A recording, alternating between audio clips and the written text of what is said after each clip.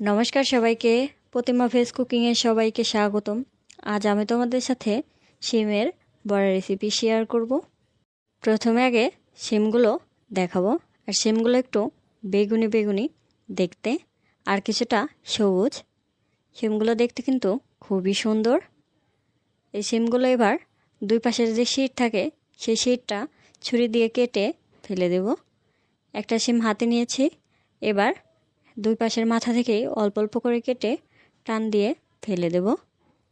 একটা ফেলে দিয়েছি, আরও একটা শিম কেটে দেখাবো।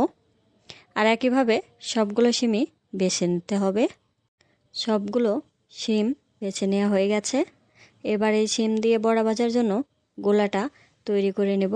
এখানে একটা বাটি নিয়েছি, সেই বাটির ওপর দিয়ে দিচ্ছি 1 কাপ চাউলের গুঁড়া, আর দিয়ে দিচ্ছি হাফ কাপ আটা। এবার দিয়ে দেব পরিমাণ মতো হলুদ গুঁড়া, আর দিয়ে দেব মরিচের গুঁড়া। ঝালটা তোমরা তোমাদের পছন্দ অনুযায়ী দেবে। আর দিয়ে দেব পরিমাণ মতো লবণ।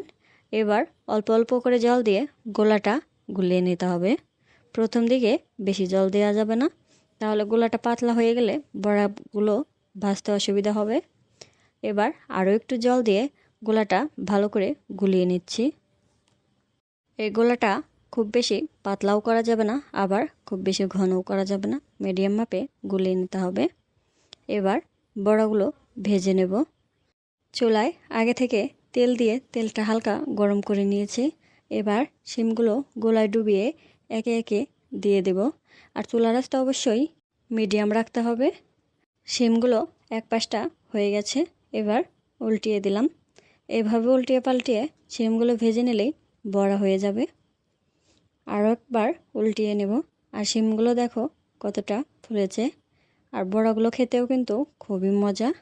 তোমরাও একবার বানিয়ে খেয়ে দেখবে, আশা করি খুবই ভালো লাগবে।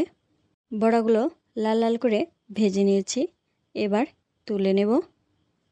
আর দেখো কতটা সুন্দর লাগছে। আজকের এই রেসিপিটা তোমাদের কেমন লাগলো অবশ্যই কমেন্ট করে জানাবে। সবাই ভালো থাকবে, সুস্থ থাকবে। নমস্কার।